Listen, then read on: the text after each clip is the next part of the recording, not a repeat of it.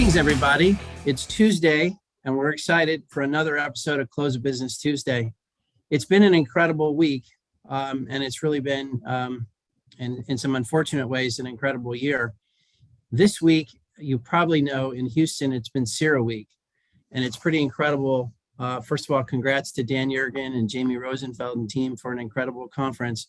But given what's going on in the world, it's been an amazing time to be here and be talking with people from all over the world about what this means for energy. Joined from our Houston office, I'm down at CERA. Colin and Mike are back at headquarters holding down the fort. We've got a special guest today, and he's a special friend. We've got Arjun Murti. I had the distinct pleasure of getting to work with Arjun back at Goldman Sachs way back when. Before that, he had worked on the buy side at JP Morgan. Since that time, he went on to head Goldman Sachs Research. He's a senior advisor to a private equity firm. He's on the board of ConocoPhillips. He's an independent author, has written quite a lot of interesting things lately.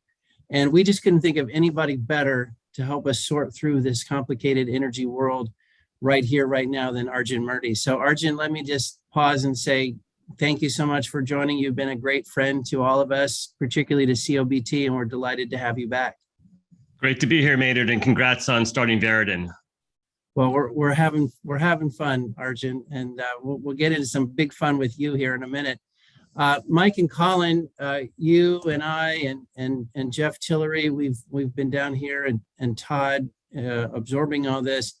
Why don't I turn it to you, Mike, and give us your market thoughts and any CERA thoughts you have just to get us going.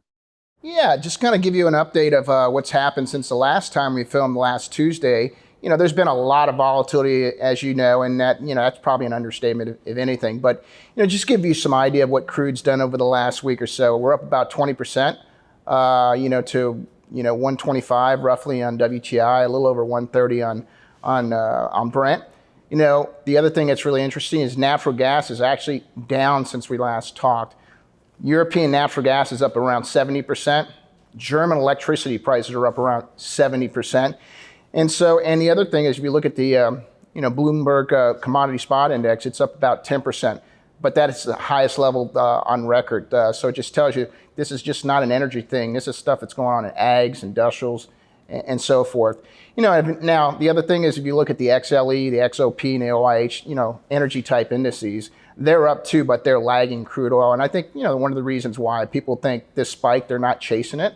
But one of the interesting things is the biggest performer over the last week has been the OIH, the oil service sector. And I think that's because people expect that, E&Ps are going to drill a little bit more activity plus more pricing equals higher earnings momentum going into 23. And so I think that's why that's performing well. So some of the things we heard coming out of the conference, I think first and foremost, was probably Dan Yergin's, catchphrase is that, security, energy security is front and center, the biggest issue. Every panel's talking about it. Every conversation starts off with that. 2 years ago, even a year ago, you didn't hear any of that being mentioned whatsoever. It was renewables. And I think this is probably, it's unfortunate that we have to have this conversation, but it's a conversation that needs to be had.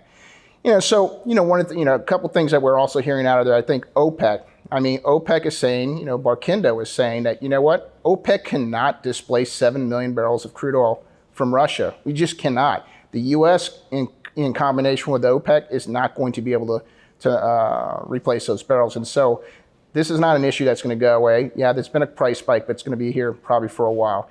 And the second thing I'd come through with is E&Ps.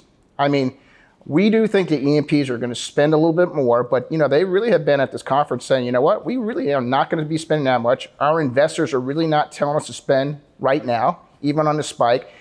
But the other thing is that if you look at basically labor, steel costs, sand, equipment, it's just not there. And if it is there, it's going to be costing a lot more money. So guys that we're talking about, 8, 9, 10% inflation for 22, they don't want to come out of 6 and 9 months and say, we're readjusting that. Our inflation now is 25 or 30%. They'll get crushed. So they're moving a lot slower than people, will expect. I do expect them to raise a little bit, but not, you're not going to go from 0 to 5% to 5 or 10%. Not going to happen. So those are some of the takeaways that we had. Mike, thanks. Wow. It's just a ton going on, a ton of moving pieces. And things changing every hour on the hour here. Colin, how about you this week? I know we've all been hanging out at Sierra together, and you've got your some additional things you want to share with us. Let me throw it to you. Well, Maynard, last night I was on a panel that looked at the economic outlook for 22-23. So to start, I thought I'd just give a couple of points that I relayed in that panel. And obviously yesterday was a huge day for markets. We just saw fireworks all over the place. Mike gave us some of the details, but you may have missed the ruble futures market. I'm guessing that we're not all looking at the ruble futures market every day. And as the spot ruble cross against the dollar is at 120, the prompt CME contract is already at 132. And if you look out to December 26, it's a thin market, but the price there is 468. And so the first point is, while who knows what to make of the signals that are coming out of equities, the near inversion of the yield curve, what's happening in commodity prices, the cessation of trading on the LME nickel contract, and the unwinding of all trades yesterday, there's definitely a lot of pessimism about the outlook for growth that wasn't there before, and we'll see what happens, but good point to know. The other market number that you may not have paid close attention to is the skew in the prompt WTI futures contract, the April 22. If you look at the 25 delta calls and puts, the number that jumped out at us was the 25 delta put now has a strike price of $110. The analog on the other side is $142. So the calls are already close to the all-time high that we saw in July of 2008. And this suggests all sorts of value, perhaps, in selling upside calls as long as you have the barrels and being very careful with your math on volumes and getting some, essentially free protection. Now that's in the J2 contract, the prompt contract. It's not as dramatic as you get further out in time. So it's very much a tactical opportunity. And then MoGas, motor gasoline prices, the average retail price is at $4.17. It was at $4.06 last night when I gave the comparable statistic to that audience. And obviously that number's moved quite a bit. Our models indicate, though, that we would need to get to an average price of about $6 retail to get to the kind of demand destruction and automatic recession that people have been associating with gasoline prices moving as fast as they are moving. And that implies, by the way, that some parts of California would be at $8 retail. Now, it wasn't that long ago that we crossed 3 and the politicians started writing letters to the FTC. I bet that if we went down to the streets of Houston today, or really any major city in North America, and asked, what do you think of gasoline prices, 3 would now sound like a lower price, and it's 4 that is the offending price. So it just gives you a sense of how fast perception is changing. And then one other point that I made about the economic outlook is the data we're getting about box office receipts for the new movies coming out. And one thing that I thought was really interesting is in the prep for this panel, there was a lot of talk about COVID and Omicron and what effect that might have on economic activity in 2022.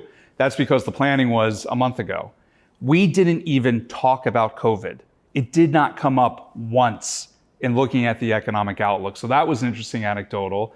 I pointed out that The Batman, the new movie, over this past weekend generated $134 million in revenues from 4,417 theaters. Compare that to the same weekend a year ago. The top movie was Rama and the Last Dragon, $8.5 million in revenues from 2,045 theaters. So you're seeing a very strong uptick in people's willingness to get in a car, drive the car, go to the movies, get popcorn, etc. So a good indicator. Maynard was asking me earlier, okay, well, what was it before COVID? And the numbers there are the comparable first weekend in 2020. Onward was the top movie, generated $39 million from 4,310 theaters. So we're even now at more theaters, more activity, a sharp uptick. The trough during COVID, I looked at the first weekend in April of 2020. You had 2 movies in 6 theaters in the entire United States, and the box office was $5,077. So all of this gets back to the point that it's probably useful with markets moving so rapidly and obviously building in a lot of volatility coming from money flow to look at the real behavior of real people and the real economy. And I'll leave you with one last thought, and that is, remember on COBT a couple months ago, I made the observation that the Marvel Cinematic Universe is probably something to pay attention to given the insane popularity of all of these movies. 10 of them have made more than $1 billion each. And the Spider-Man movie that launched this new multiverse theme that this franchise is playing with is already to $1.9 billion in less than 3 months of the movie being live. And the reason why the multiverse is interesting is because we're seeing a rewiring of people's opinions about what is possible and impossible. A few months ago, people may have said it would be impossible for Russia to launch a full-scale war against Ukraine. It would be impossible a couple of years ago to shut down the world for a pandemic, and it may be impossible to shift some of our views on the balance between security and climate. And one thing that Mike, Maynard, myself, Todd, Jeff, all talked about yesterday is we still see an emphasis on the carbon budget being a limit that can't ever be violated. You get up to the number, it's a stock, end of story. And one of the things to look at may be that as we head to COP27 in Egypt in November, do we start to see the concept of a carbon budget become a flow? And the idea that the Salk Institute really does give us the Harnessing Plants Initiative success in pulling down more carbon, and we start to see people's opinions about the balance across all the different flavors of energy begin to change. But with that, let me turn it back to you, Maynard. Well, thanks, guys. I think as we turn to Arjun, I think the thing that I've noticed, Mike, you were touching on this, of course, national security and global security is on everybody's minds. But what I do notice, to your point, Colin, is we were in a heavy sort of climate focused mindset, and now we're having to shift gears, and you just watch people trying to find the balance, and not everybody, it can be reluctant at times. I think there are probably some people at CIRA who are ready to switch and move hard on national security and put everything else on hold. And then there's a group at the other end of the spectrum, which is really staying focused on that previous agenda and trying hard not to let current events impact it. And then, of course, there's everyone in between. So that's a fascinating tug of war, to say the least. But let me turn to our friend Arjun and get in the discussion. Arjun, you are always somebody we want to have on, and there's so many issues to talk about. One of the things you've been doing lately that's fun is you're publishing again and writing some articles and some thought pieces. And you wrote a great one just in the last few days on Canada. And your thought was, we need to be looking again at Canada as an energy partner, given all its political stability and given the lack of stability in some other places. We could start there because I think it's just a foundation off of which we could talk about a lot of things. But you're the guest, so we can start anywhere you want. But Arjun, let me get you in here. Yeah, Maynard, thank you. And you alluded to the Substack I started. It's called Super Spiked. And the question was, why did I start this? I started it in sort of the November timeframe. It's been about 3 or 4 months now. And I got increasingly frustrated with how I've seen this energy transition dialogue going. And, one of the things I told you this, Maynard, that I love about Veridan, truth and energy. And I think there's been a lot of misinformation about energy coming out from a variety of different constituencies really over the last several years. And the way it looked to me is that we were on track for a very messy energy transition era due to a lot of misunderstanding out there. And this is well before Russia invaded Ukraine. And I'll start with the fundamental point where you just left off. This idea that we are just going to focus on climate, or we're just going to focus on energy security, or we're just going to focus on energy affordability. It's never, ever any one of these things. And my grounding is energy is primary. You have 3 billion people, plus or minus, Colin will know the stats better than me, who use less energy than an American refrigerator. You have 700 million people, plus or minus, that use half the world's oil, which leaves the other half for the other 7 billion people. I mean, these numbers are insane, right? And so we need energy availability. our affluent teenage children can't go without internet for a moment. Neither can we as adults.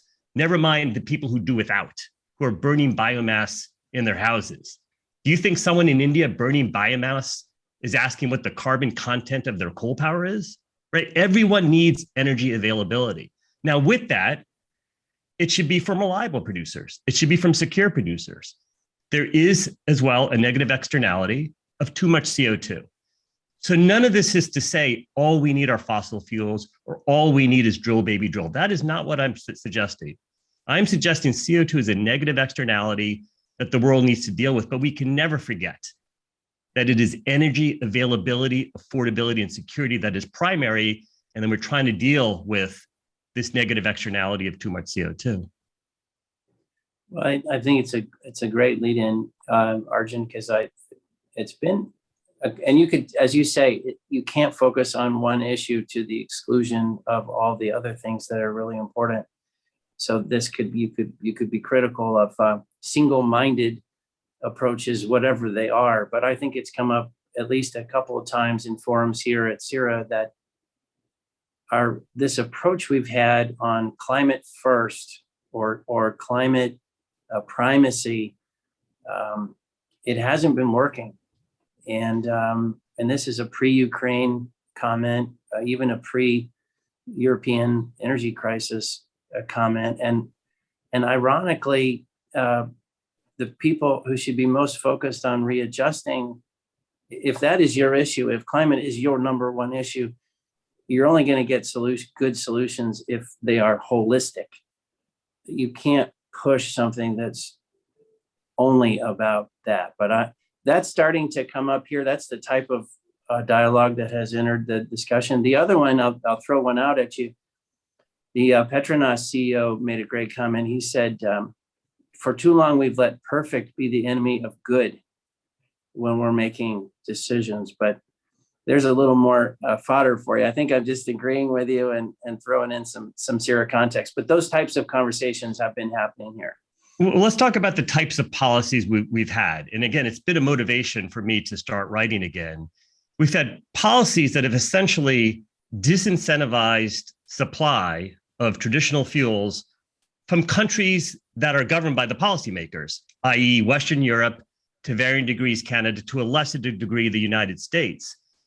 And then focused on, let's just call it intermittent sources of power in the case of renewables and wind, without taking real steps to address the demand side of the equation. So you can be for or against any of this stuff, but when you don't have real policies that can address demand, and the only policies you have are to negatively impact supply in the most reliable producing countries, you're getting and you're leading to kind of bad outcomes that we are seeing today.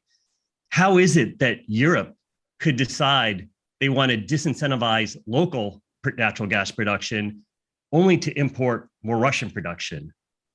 Who could possibly think before battery storage is ready that you could have such a high percentage of wind and solar? I'm not against wind and solar. We need all forms of energy.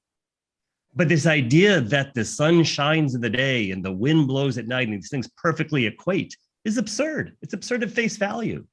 And so if you don't have the battery storage capacity to store that power for when you don't have high utilization rates, when you disincentivize your own production, whether it's shutting down Groningen, and there are many reasons they slowly closed, disincentivize fracking, maybe it would have worked, maybe it wouldn't have worked. When you don't take steps to import LNG from friendly countries, you end up dependent on Russia. And that was true before they invaded Ukraine. And we see elements of that here in the United States and Canada. I don't think Keystone XL, it's become a very lightning rod type of issue, but it's symbolic of let's disincentivize our local production. Why, as an American or a Canadian, would you want to be more dependent on Russia, Saudi, or Iran?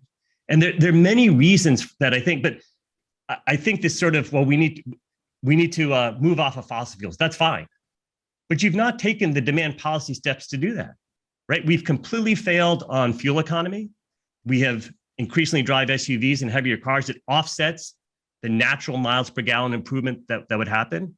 I'm personally an electric vehicle bull, but these things take time. So you've done nothing to demotivate, if you will, demand. And at the same time, you are trying to disincentivize supply. That is a recipe for disaster. And that's the outcome of those policies we're seeing firsthand today.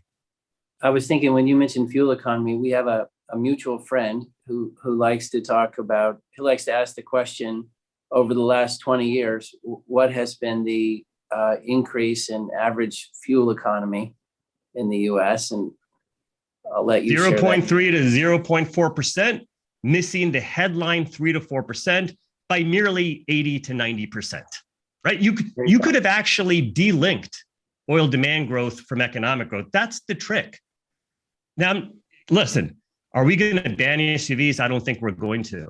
And this is a bipartisan effort. It's not about Trump versus Biden versus Obama versus Bush. Bipartisan, almost no fuel economy gains since actually the last serious energy crisis, which was the 70s. And if anything's going to come out of the current energy crisis that we're on track to have, perhaps there is some motivation for fuel economy gains and those types of things. We shall see. You know, the one that is kind of fascinating, Arjun, I'm curious what your take is. So you were making the case, obviously, for doing your own drilling, having your own supply, just the obvious case for energy security. But there's sort of a second observation that I might try to throw in the mix, which is if you're Russia and China and you're watching the United States, whether it's Keystone or FERC regulations or drilling permits or what John Kerry says in public, it would be useful, it seems like, from a poker playing strategic impression, that we look like we're a little more willing to do our own thing and not as obsessed with climate. So whatever the merits of the policy are, and I think we all view it as national security, obviously we should be doing more of our own stuff, but it seems like from a strategic balance, we should want them thinking, hey, something's changed in the US. They're dropping they're getting united and they're going to drill at home. Maybe this is Pollyanna-ish, but it just seems like that'd be a good message to send Mr. Putin. I don't actually think it always has to be phrased that we're choosing energy security or climate.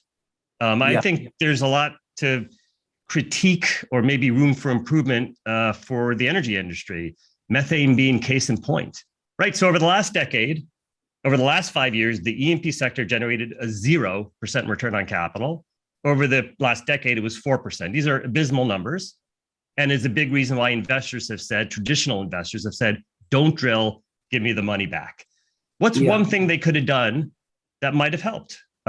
If you were forced to capture your methane, if you were forced to have natural gas takeaway capacity, it would have actually been one moderator on CapEx. Now, maybe there would have been other moderators like, let's look at our full cycle returns and recognize that, well, IRRs are not the answer. But in the absence of that, I actually think a focus on the environment, a focus on methane, and maybe 10 years ago, that was less possible. Today, between technology progress and just a better understanding of what methane is and how it's fused into the atmosphere, there's an opportunity to both care about climate, to care about the environment. I'm going to call that substantive ESG, but also then provide the domestic resources. And I actually think the goal should be that the US and Canada is the last barrel produced.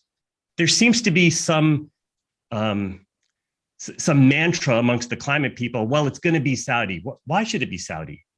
It certainly shouldn't be Russia.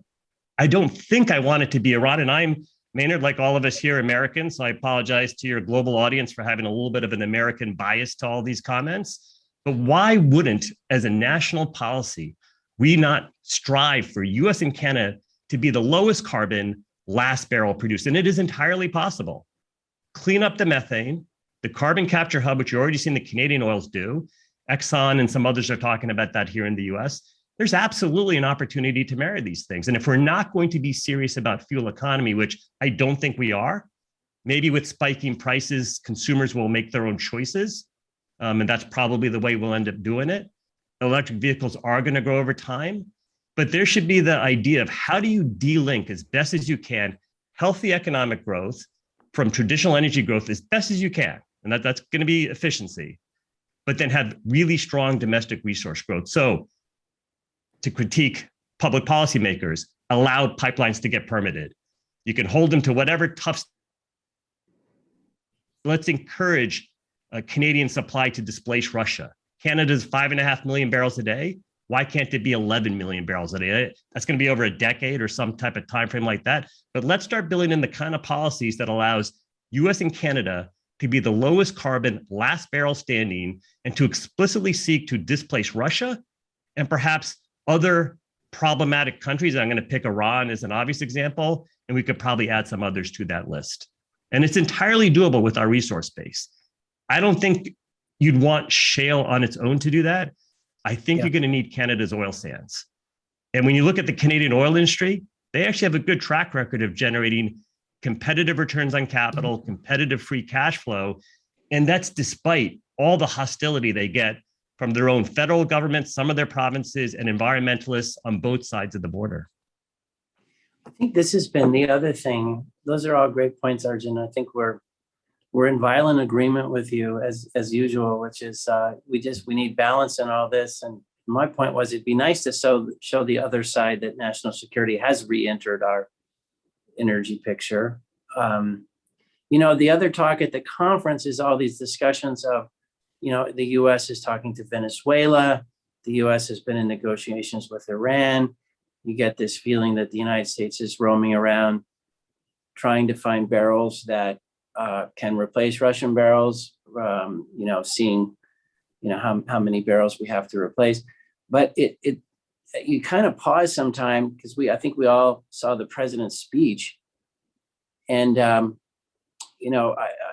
his comments on, hey, it wasn't us who caused gas prices to go up, and it wasn't us that was limiting drilling, and we're watching for price gouging. And I don't have to get into his whole speech, but it seems like if we could make peace with Venezuela, why can't we make peace with Midland as we're having these discussions? That was a little punchy, but I think it's hard for US producers to understand, how can we be talking to the Venezuelans at a time like this? Well, I mean, I think there's a few different things here to unpack in your sort of commentary, which is I'm not sure the current administration and people that support them have really come to terms with what it means to think about all the facets of energy, availability, affordability, security, along with climate. They're still in the climate-only view of the world. I think they're looking very short-term and trying to figure out what barrels might we be able to extract on a very short-term basis. So that might be the excuse for why they're going to Iran, Venezuela, and all these countries. I think they don't know how to deal with industry.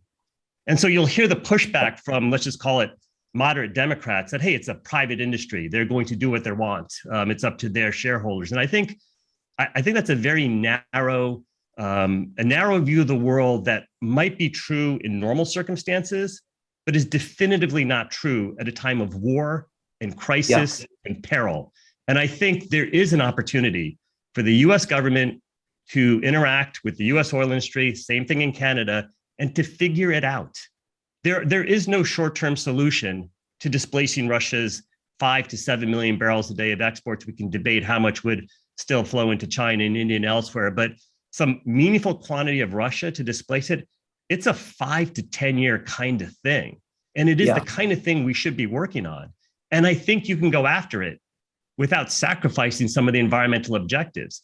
But it requires a kind of a whole mindset shift that I don't think anyone in this administration, or frankly, an opposing administration. Again, the answer here is not drill, baby, drill. Let's be clear about that, right? The answer is not unmitigated drilling as we saw in the last decade. It is about marrying the best of energy availability, security, and affordability with reasonable environmental protections. And I do wish right side of the aisle would talk about that aspect of it. Methane is a totally solvable problem. Yeah. Right? And it needs an industry solution. So, on methane, I saw some recent stats on Marcellus methane percentages, and there's some fantastic numbers. And I just happen to see the Marcellus numbers, but we have made a lot of progress.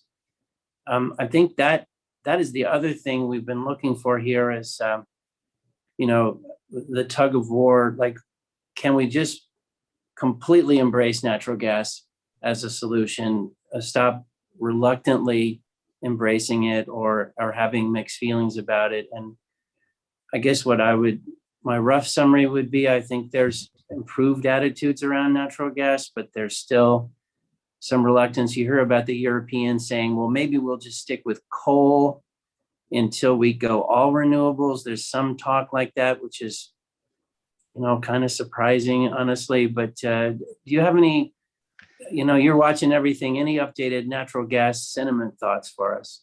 I mean, I think natural gas is clearly going to have to be, I'm not even sure the word transition fuel is accurate. I think it's going to have to be a fuel we use going forward.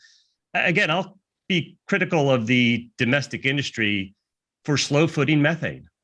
And I think there's a lot of different stats in all these basins as to how good or not good are we. There's some EPA metrics. There's some super emitter event metrics. There are metrics from the EPA and the companies. There are metrics from some of what I'm going to call them the moderate environmental firms. And there's a range of numbers. I think it's incumbent upon industry to figure that out. And so we absolutely need natural gas from both the Marcellus. Frankly, the state of New York and Massachusetts need that natural gas. And so does Europe in the form of LNG. Canada, of course, has significant natural gas that could get turned into LNG. But I think the industry has to be more, apologies for the phrasing, bulletproof on this methane issue. So I push back hard on scope 3. I think that is got nothing to do with most of our oil companies, right? It's Amazon, it's Chevy Suburbans, all that kind of core demand is well beyond the purview of Exxon or Chevron or any of our companies. Methane is an addressable problem. I think there's some companies that are trying to lead the way, to their credit, but you need an industry solution here. And I actually think you need to be more bulletproof than you are. And I don't know exactly what that entails, what type of independent verification may or may not be needed. I think saying you're better than coal is not good enough. And I think there's a significant room for progress on that front. And then it's not a transition fuel.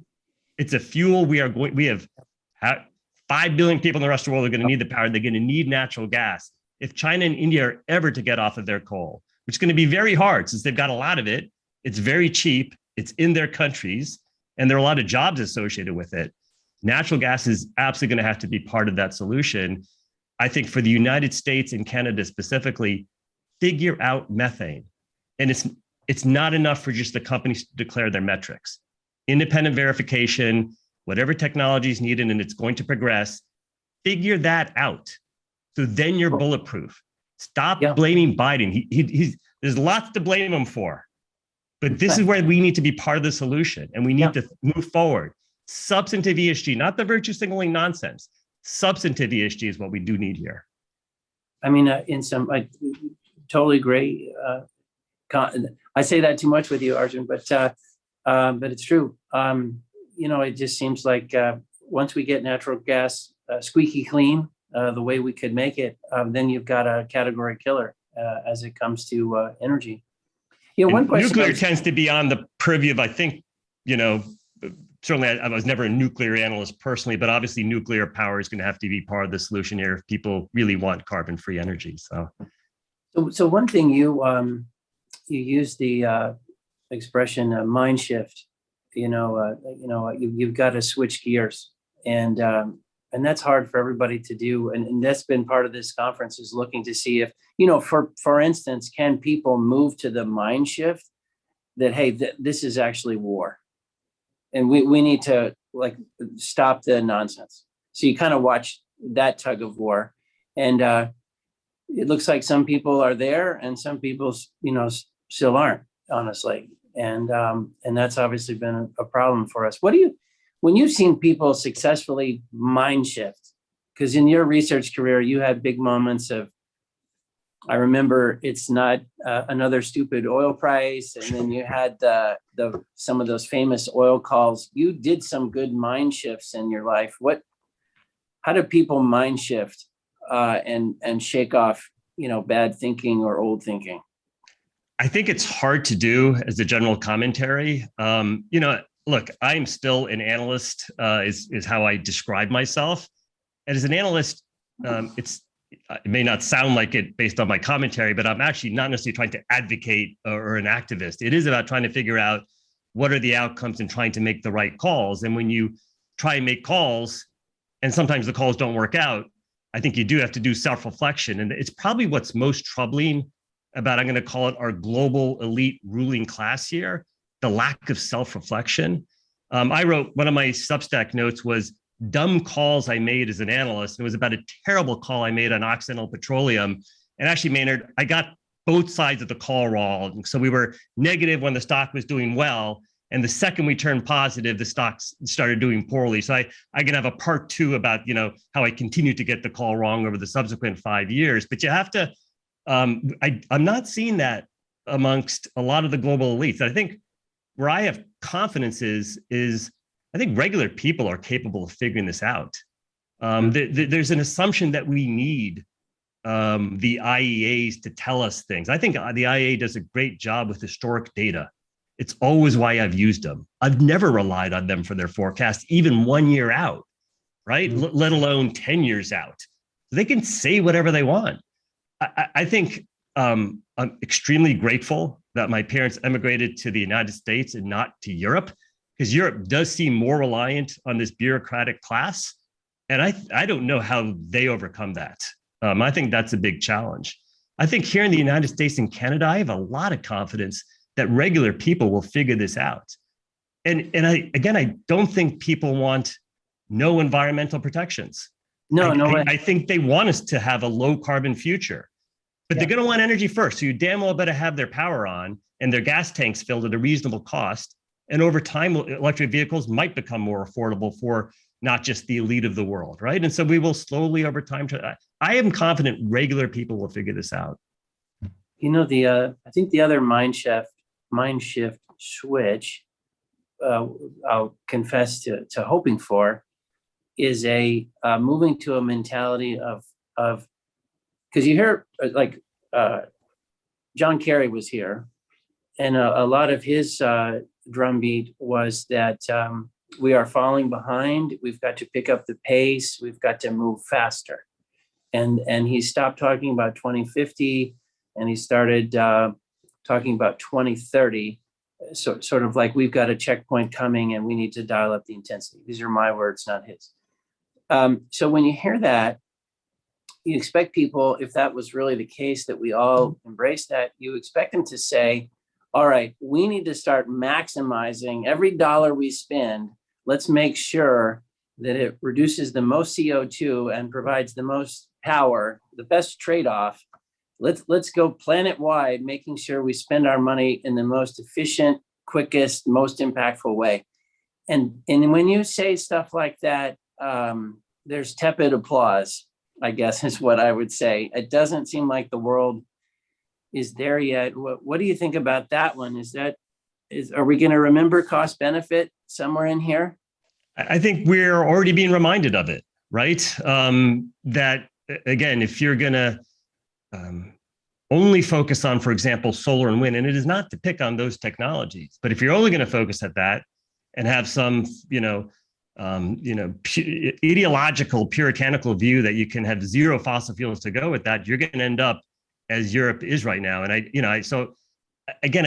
don't think the answer lies in the John Kerrys of the world. They do not lie in our political class. Where is an area where we can feel some sense of optimism? It is at least in the luxury vehicle market.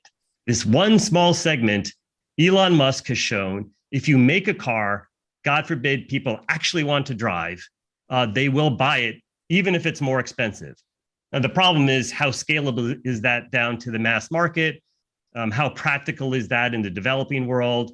But at least in the context of luxury vehicles in the United States and Europe, electric vehicles do seem quite practical. And the answer did not come from, certainly not the original GMs and Fords of the world. It didn't come from government mandates. It came from entrepreneurs. I think there is a motivation today to try and figure out what combination of technologies work.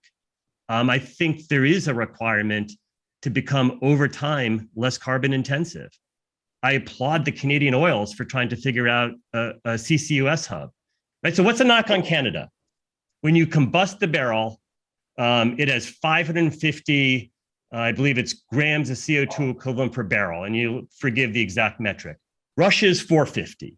So Canada's a little worse. Canada also has a price on carbon.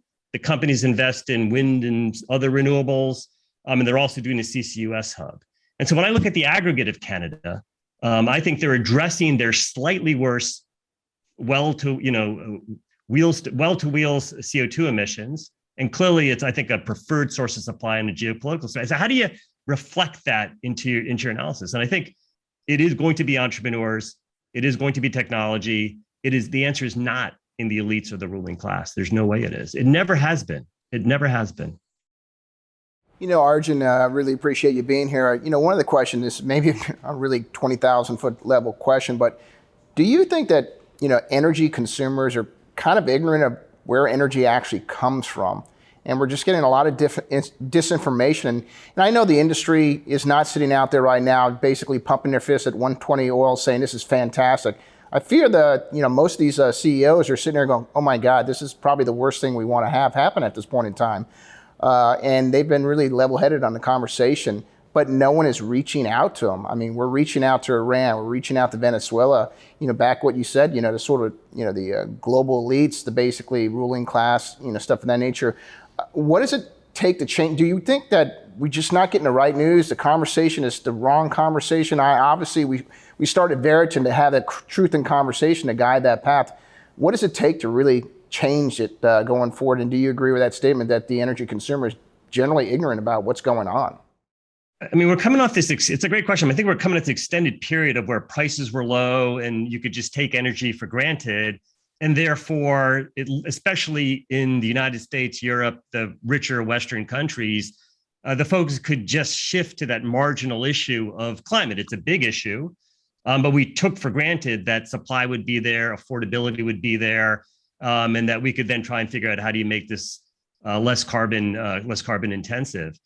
I am concerned that the level of conversation is not great, and maybe the crisis changes it, though that's probably optimistic. I think it's possible that one could dislike specific fossil fuel companies or even specific fossil fuel executives, and I would differentiate that from fossil fuels as a general statement. The world absolutely needs fossil fuels. So you may or may not love any individual company or their CEOs or anybody else, but that this idea that all fossil fuels are bad, it's probably been the worst part of the conversation we've had, the dishonesty, right? So we were talking before, it's possible 50 years ago, maybe the industry was not as forthcoming about the risks of climate change. I think today, there's probably an equivalent, if not more, misinformation that comes from the diehard climate crowd, that you can easily replace fossil fuels, that wind and solar are baseload power, that they're actually low cost. It's ridiculous, right? There clearly are places where they're low cost. And just like any source of energy supply, there are places it's medium cost and there are places that it's high cost. And what is the cost of solar when the sun isn't shining? It's infinite, right? You damn well better have a backup form of power. So I think there's been a lot of lack of poor conversation on energy in particular. Again, it's a motivation for me in creating Super Spiked. I sense it as a motivation for creating Veriton. I appreciate that you all have a range of speakers and perspectives, but as people start doing without, right? Even in the 2000 cycles, that was a China entered WTO economic boom, and some of the easy debottlenecking exploitation projects from the 80s had run out. So we needed to explore and do some major projects. That's not what we're having now. What we're having now is closer to, though not identical, with what we had in the 70s.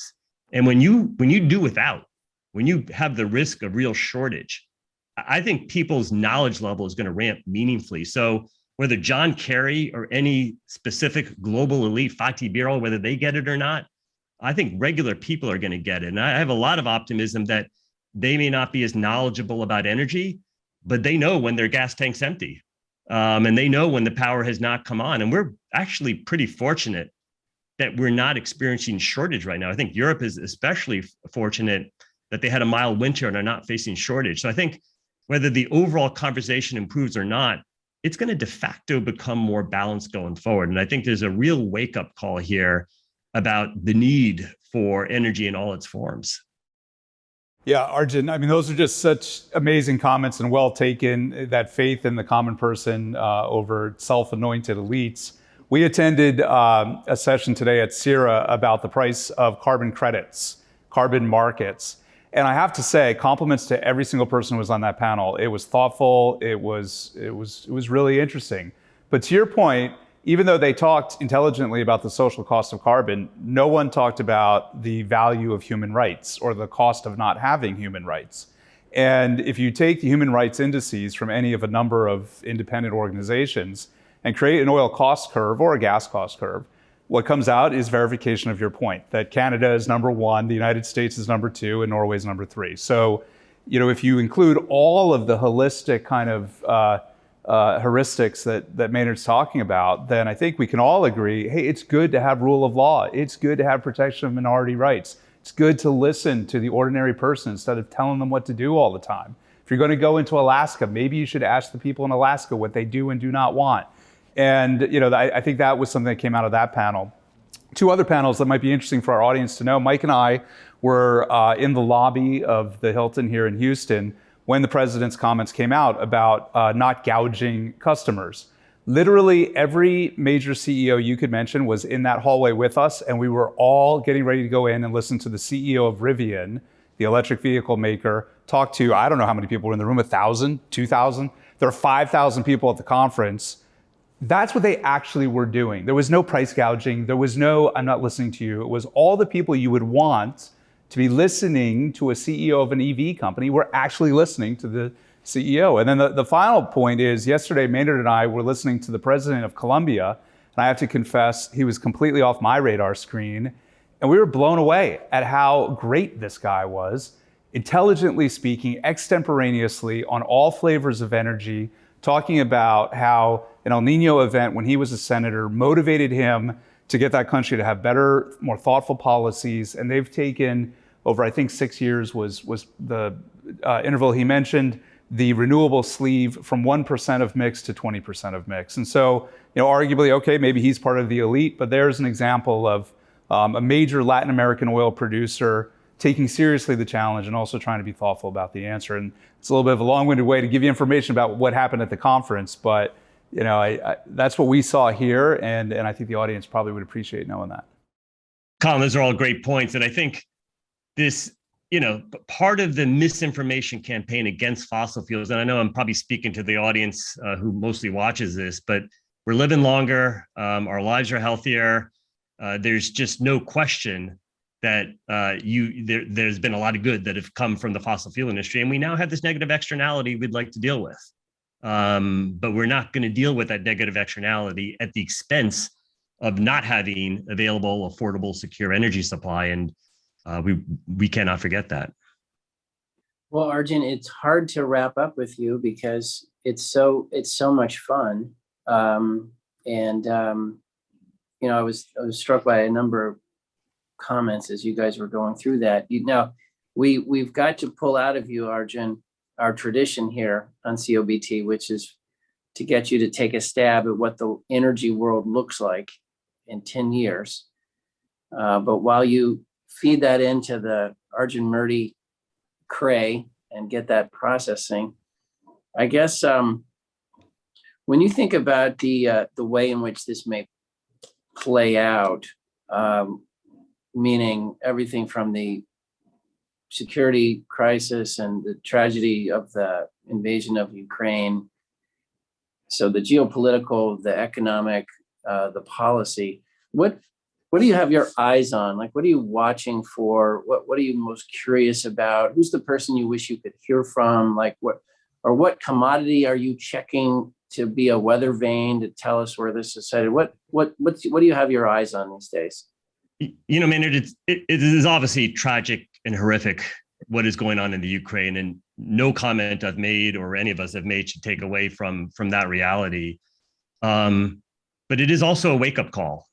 It's a wake-up call that the previous kind of ideological directive we were on, it was not going to work prior to this terrible situation in Ukraine. We were going to have high and volatile prices, and in my opinion, without any appreciable change in our CO2 trajectory. What would be the point of that? You're going to create misery for lots of people, both in rich and non-rich countries, and not change your CO2 trajectory, right? It is very difficult to move the needle on fossil fuels as a large percent of your primary fuels mix. It does seem we're starting to get the signals that nuclear is going to be a better part of the solution. Though I gather right now that means we're not shutting down nuclear, which is, of course, baffling if what you care about is reliable power with no CO2. And I understand there's some challenges at times with nuclear, but there are challenges with every form of energy supply. So nuclear is at least no longer on the chopping board. That's a good first step. It needs to get into the meaningful growth area. I am optimistic that the US and Canadian industry will figure out a way to be the low carbon future source of energy supply. So right now in 2021 or it's 2022, roughly US and Canadian supply and demand for oil broadly matches. And of course, we're now exporting LNG to the rest of the world. There is a lot of opportunity to take those numbers in the right direction. It should be a national goal. May not ever be the Biden administration's national goal, but I think we will get to a point where you see the net exports from North America grow and that we work towards becoming the last barrel stand. It should absolutely be our objective. I think it's entirely possible. I don't think industry should be waiting around for phone calls from governments. How is that, Maynard, a Texas thing to do? We are not waiting for Biden to call us and be nice to us. We want to proactively deal with what we can, right? And we want to stand up to some of the misinformation about pipelines. You shut down Keystone XL or don't allow it, we're trucking and shipping out. There must be some people with this industry can be a little insular, a little engineering focus. I respect it. It's why they're all smart people. But they're people like, I'll give one example and hopefully it's okay to mention it, Matt Gallagher. Who are the voices who can articulate and push back on climate misinformation while still holding accountable industry for what it has to do? And I'm going to sound like a broken record, but keep harping on methane. How can we get our barrel to be the lowest carbon barrel in the world? I think we will. I'm actually very optimistic. And I think some of the stuff going on in Houston, it will be both the fossil fuel and low carbon capital of certainly North America, but the world. So, I mean, I am an optimist, Maynard, and I don't believe we should sit here worrying about what the ruling class is doing. I believe in technology. I believe capital markets will figure out the company with the highest multiple is going to be producing that high return barrel with no carbon, net no carbon. And maybe it's because they figured out CCUS, direct air capture. They've got the verification on their methane. So I feel a lot of optimism for that. I think in a time of shortage and crisis, it does raise the prospects that we'll start seeing fuel economy gains happen. I think that's something we should feel good about. There is a goal to delink economic growth from oil demand growth if you can. And I do think actually electric vehicles will make progress. It's a slow progress, it happens over 30 years. But when you have shortages and potential crisis, I think there's a lot to be optimistic about without for 1 second forgetting about how tragic this situation is. But we were on track for a lot of this stuff prior to Ukraine, and this is going to accelerate this. Well, and we had a guest who summed it up really well. And Dan Sullivan said weakness is provocative, and there's, we had allowed a lack of resilience into our system, and bad guys notice that. They notice when they have leverage. There's no question. I think I loved your quote in Texas. We're not sitting around waiting for Biden to call. I think that might have to be our slogan for the day. I don't like this sense of crying, oh, he didn't call us. Why do you want Biden to call you? Well, right? You're Texas oil companies. Come on, we don't need Biden to call us. Let's do the right thing. Well, we're rolling up our sleeves and going to work, and he shouldn't throw darts. Let me just wrap up by saying that we certainly appreciate it. I think you basically were weaving in the answer to the 10-year question. The 10-year question looks really hard now because we got to live through the next 6 months. But maybe between the geopolitical wake up we've had and the pre-existing energy stress we had, maybe between these two wake up calls, maybe we're going to combine it with a focus on environment, security, and affordability and reliability, and finally get this thing right. I mean, my 10-year outlook is optimistic. I mean, it is a time of terrible crisis, but from that terrible crisis, because there's a recognition that you can't do without energy, that security matters, you are now balancing the previous sort of ideological climate-only messages that have been out there before, at least in the rich countries. I think the developing countries already knew this. And so I actually think there's a lot to be optimistic on. I think we will see new technologies developed. I think we will perhaps actually get some fuel economy gains when we have well over $100 oil prices. And so I come out an optimist that North America is going to be that last barrel standing, and that we will have low carbon supply that is being exported to the rest of the world to meet the 7 billion people that do with far less than we do with here in the US and Europe. So as you were saying that, Arjun, I think we've got the formula. We need the developing countries. The more they speak up, I feel like the more rational this conversation gets. When the energy execs speak up, I think the conversation gets better. And when regular people speak up, the conversation gets better. So you've given us a good to-do list with those three. That's great. Thank you, Maynard. Well, Arjun, we sure appreciate you, and we look forward to, we'll attach your, if you'll let us, we'll attach your recent piece on Canada because it captures so many of these issues. And if you haven't already, you should sign up for Arjun's pieces. They're awesome. We sure appreciate you, sir. You're a thank you, Maynard. Love Veridan, love Truth and Energy, and appreciate all of you guys talking to me today. Okay. Thank you, guys.